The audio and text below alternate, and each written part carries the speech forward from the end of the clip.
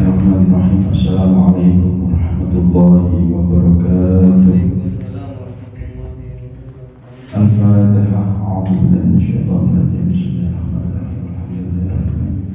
Alhamdulillahirabbil Rahmanirrahim. Maliki yaumiddin. Iyyaka na'budu wa iyyaka nasta'in. Ihdinas siratal mustaqim. Shiratal ladzina an'amta 'alaihim ghairil maghdubi 'alaihim waladdallin. Amin. Kita lanjutkan kajian tentang kitab Nasyarihul Ibad.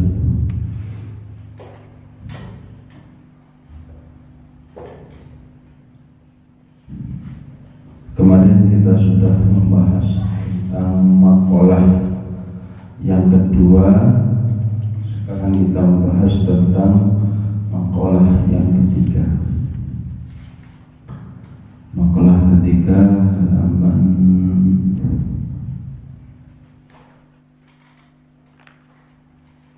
19 baris keempat. Wal maqalatu tsalitsah, tawi pengucapkan nomor 3. An Abi Bakr As-Siddiq radhiyallahu an man dakhala al-qabra bila zadin ay minal amalis sholih faka'annama rukibal bahra bila safina. Man dakhalal qabra bila zadin minal amalis sholih faka'annama rukibal bahra bila safina. Man dakhalal qabra, barang siapa manusia yang masuk dalam kubur bila zatin minal amali, tanpa membawa amal perbuatan, tanpa membawa bekal yang soleh, yang baik, faka'an nama rukibal bahro bila safina. Seseorang itu sama seperti orang yang rukibal bahro, mau menyeberang laut, bila safina, tanpa menggunakan perahu. Makalah yang ketiga ini berbicara tentang siapa-siapa manusia yang masuk ke dalam kubur, artinya mati. Ngapain masuk dalam kubur belum mati? Tanpa membawa amal yang baik, amal yang soleh, maka seperti dia seolah-olah masuk atau menyeberangi laut tanpa menggunakan perahu. Kalau menyeberangi laut tanpa menggunakan perahu itu gimana? Masa renang? Ya, mampu berapa kilometer? Maka di sini kita yang sebagai umat Islam harus dan benar-benar mempersiapkan kematian kita. Karena kita tidak tahu kita mau diambil atau mau dipanggil kapan. Maka amal yang soleh ini harus benar-benar kita persiapkan. Lah masuk dalam alam kubur saja butuh amalan-amalan yang soleh. Contoh amal-amalan soleh persiapan kita masuk dalam alam kubur adalah berupa menjawab pertanyaan-pertanyaan alam kubur. Nah, kalau kita sekarang ditanya misalkan, Sultan Marrobuka, siapa Tuhan? Kira-kira dijawab siapa? Allah. Bisa kita menjawab. Tapi ketika dalam alam kubur, mulut ini sudah dalam kondisi terkunci. Hanya amalan perbuatan kita yang akan bisa menjawab. Lah amalan apa yang bisa menjawab pertanyaan-pertanyaan kita di alam kubur? Apa kira-kira? Yaitu amalan sholat. Karena di setiap gerakan sholat itu akan bisa menjawab semua pertanyaan di alam kubur. Contoh, ya, marabbuka. Nah, ternyata di dalam sholat kita setiap gerakan kita membaca Allahu Akbar. Bahkan setiap gerakan mulai awal sampai akhir kita pasti membaca dan membiasakan Allahu Akbar. Lalu ditanya lagi, man nabiyuka, siapa nabimu di dalam alam kubur? Ternyata di dalam sholat kita juga bersolawat kepada baginda kita Nabiullah Muhammad sallallahu alaihi wasallam. Man kita buka, apa kitabmu? Ternyata di dalam sholat kita juga bisa membaca Al-Quran. Wajib kita membaca surat Al-Fatihah ditambah dengan surat-surat yang lain. Terus apa lagi? Apa kiblatmu? Kiblat saya adalah Ka'bah. Caranya kita membaca menjawab Ka'bah sedangkan kita tidak pernah melakukan sholat. Itu orang nanti kiblat ditaruh. Ya. Apalagi yang paling akhir pertanyaannya adalah ya, apa? Setelah pertanyaan ya, yang paling akhir itu saudara-saudaramu itu siapa? Muslimin dan muslim. Nah, maka di sini itu juga bisa terjawab dengan kita berjamaah di masjid atau di mushola. Maka setiap gerakan ini mampu untuk bisa menjawab pertanyaan-pertanyaan di alam kubur. Lah kalau orang sudah jarang sholat misalkan atau meninggalkan sholat, maka belum tentu dia bisa menjawab pertanyaan-pertanyaan alam kubur. Lah pertanyaan alam kubur ini tentu hanya bisa dijawab yang melalui pembiasaan atau amal perbuatan kita semasa di dunia. Kalau kita sudah tidak biasakan itu, ya maka sudah barang tentu kita tidak akan mampu untuk bisa menjawab pertanyaan-pertanyaan alam kubur. Nek iso jawab di pecut malaikat. Maka harus benar-benar kita persiapkan amalan soleh, ya, terutama sholat kita sebagai kunci kita nanti bakal menjawab pertanyaan di alam kubur. Dan singkatan ya dari apa agamamu, dijawab itu agama kita adalah Islam, jelas. Nah, sedangkan Islam itu adalah bentuk dari cerminan sholat 5 waktu. Apa Islam?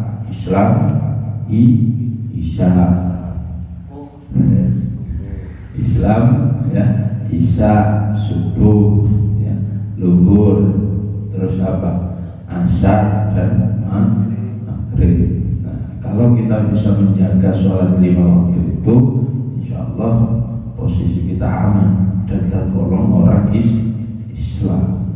Nah, kalau misalkan kok maghrib hilang misalkan, berarti ya hilang, bukan Islam.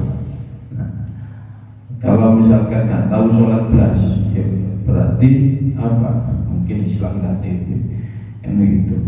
Nah, maka sholat ini merupakan fondasi yang kuat, ya, merupakan fondasi atau tiang dari agama kita.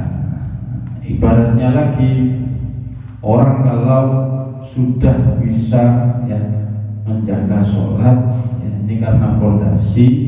Contoh saja, misalkan 5 jari ini ya adalah rukun Islam. Orang nggak bisa haji, ini masih terpegang. Terus orang nggak puasa mungkin masih bisa. Terus orang nggak apa lagi? Zakat bisa. Lah, sudah antara syahadat dengan sholat. Kalau orang sudah syahadat tapi nggak sholat, maka yang terpegang ini adalah jatuh. Ibaratnya korban ini adalah din agama kita. Kalau orang sudah nggak sholat, nggak terpegang dengan agama, maka harus benar-benar kita bisa mempraktekkan dan menjaga sholat kita. Apalagi kita hiasi dengan apa? Sholat-sholat sunnah. Mumpung masih Joko, ya, Joko-Dokodo, ya, mumpung masih kuat, ya, sehingga waktu yang kita pergunakan atau kita persiapkan diri kita untuk ibadah-ibadah yang lain.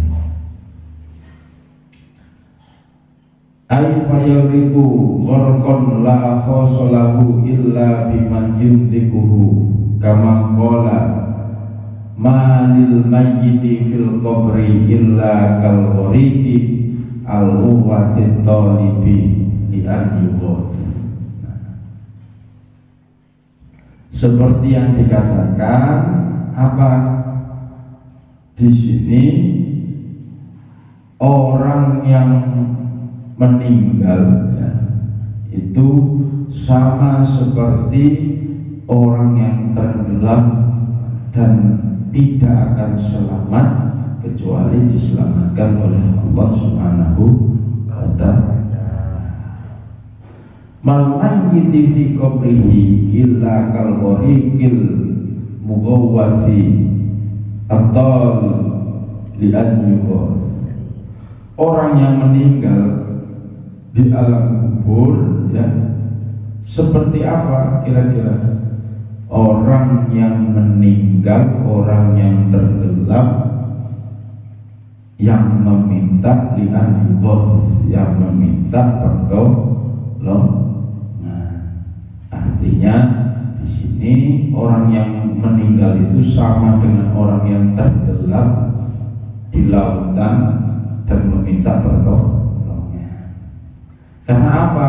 Maksudnya pada makalah ini, ketika orang sudah meninggal, maka terputuslah, ya, semua amal perbuatan kita. Maka salah satu yang bisa menolong itu ya adalah orang yang hidup. Contoh, misalkan keluarga kita ada yang meninggal, ya, maka yang hanya bisa menolong, menambah amal perbuatan beliau adalah kita semua anak-anak soleh, ya, keturunan beliau, keturunan orang yang sudah meninggal itu yang hanya bisa gak bisa tiba-tiba orang yang meninggal itu, ya, bahkan ada yang mengatakan sampai orang yang meninggal itu memohon kepada Allah diberikan waktu, ya, hanya 1 detik saja untuk melakukan kebaikan, karena saking menyesalnya ketika hidup tidak pernah mau melakukan kebaikan, ya sudah tidak bisa. Nah, maka ketika orang roh sudah dicabut, maka semua amal perbuatan itu sudah ditutup. Nah, yang bisa menolong hanya siapa? Ya orang-orang alim yang mau dan bisa mendoakan beliau yang sudah meninggal. Maka jenengan semua ketika jadi anak soleh, ya, harus sebagai perantara. Biasanya kesuksesan itu dilihat dari seberapa soleh anak yang lahir di dunia ini. Maka jangan dikira mungkin dengan kita berlaku soleh, ya mungkin itu bisa jadi doa dari mbah-mbah kita terdahulu. Cuma terenya aku pinter karena aku pinter, ya mungkin hanya berapa puluh %, tapi yang lain adalah usaha dan doa dari orang-orang terdahulu. Maka harus benar-benar kita persiapkan kematian itu ya. Ngaji kalau tentang kematian ini menang ya. Wal maqalatu ar-rabi'ah, maqalah yang keempat, an Umar radhiyallahu anhu nukila an Syekh Abdul Mu'ti As-Salawi anna Nabiya sallallahu alaihi wasallam qala Jibril alaihi salam sifli hasanatin Umar faqalat law kana bihar midadan wasyajaru aqlaman. Rasul nyuruh Jibril ya, sampean atau bisa tidak menulis kebaikan sahabat saya yang bernama Umar bin Khattab. Ditulis sapiro kebaikan, sapiro akeh kebaikan Umar bin Khattab. Nah, Jibril menjawab, lau kana biharin midatan, walaupun ya, lautan itu menjadi tinta, masya Allah, wasyajaru aklaman, dan apa, pohon-pohon itu jadi pena ya. Semua lama hasorta faqalat sif hasanatin Abi Bakrin. Nah, termasuk apa di sini, pohon semua itu tidak mampu menulis semua kebaikan yang dilakukan ya, oleh sahabat Kanjeng Nabi. Lah kemudian faqalat sifli hasanatin Abi Bakrin, Umar hasanatin min hasanatin Abi Bakrin. Huzid dunya bimalin wa izzul akhirah bisoli'il a'mal ay fala tataqawwa umur dunya wala tasluhu illa bil amwali wala tataqawwa umur al akhirah wala tasluhu illa bil a'malis sholih. Nah, yang ketiga ya, yang selanjutnya sama, Abu Bakar juga seperti itu. Nah, maka di sini kalau Abu Bakar ini lebih ya, kepada apa alasannya kok tidak mampu untuk menulis semua kebaikan itu. Ternyata kebaikan yang dilakukan oleh sahabat Abu Bakar merupakan kebaikan yang berada pada amal perbuatan yang soleh. Lah, urusan atau kebaikan dunia yang dicapai itu ya, kebaikan dunia yang dicapai itu dengan luhurnya harta. Kalau kebaikan akhirat dicapai dengan amal soleh. Yes. Kalau urusan dunia ya, tidak akan menjadi kuat manakala tidak bisa ditopang dengan harta. Maka kita semua harus dan benar-benar bisa menjaga antara urusan dunia dan juga urusan akhirat. Nah, ini dijelaskan lagi oleh makalah selanjutnya. Wal maqalatul khamis, makalah yang kelima, an Utsman radhiyallahu anhu, hammud dunya zulmatun fil qalbi wa hammul akhirah nurun fil qalbi. Ingat ya, hammud dunya zulmatun fil qalbi wa hammul akhirah nurun fil qalbi. Hammud dunya, bingung mikir dunya tok, zulmah, maka kehidupan kita akan gelap, hati kita akan gelap. Wa hammul akhirah nurul qalbi. Ketika kita bingung dengan akhirat, maka insya Allah hati kita akan nurul qalbi, terang. Hammud dunya dzulmatul wa hammul akhirah nurul qalbi. Artinya orang yang hanya bingung mikir dunia dong, maka urip akan peteng bukan berarti lampunya mati, boten ya, tapi di dalam hatinya tidak ada sama sekali kepuasan batin ya, karena merasa kurang mikir dunia dong. Oh piye carane gawe rumah gede, piye carane gawe mobil, ngono tok sing dipikir ya. Akhirnya dunianya hanya sibuk digunakan untuk mempersiapkan kehidupan di dunia. Padahal yang sebenarnya kehidupan itu, yang kekal itu adalah di akhirat. Ya termasuk sampean mondok, termasuk sampean sekolah ya. Kalau diniatkan hanya untuk menjadi insinyur, salah ya. Maka harus kita niatkan ya untuk menuju kebaikan akhirat. Dengan cara kita menambah ilmu pengetahuan, maka hati kita akan terang dan menjadi ada petunjuk untuk melakukan kebaikan. Semoga bermanfaat. Wallahu a'lam bishawab.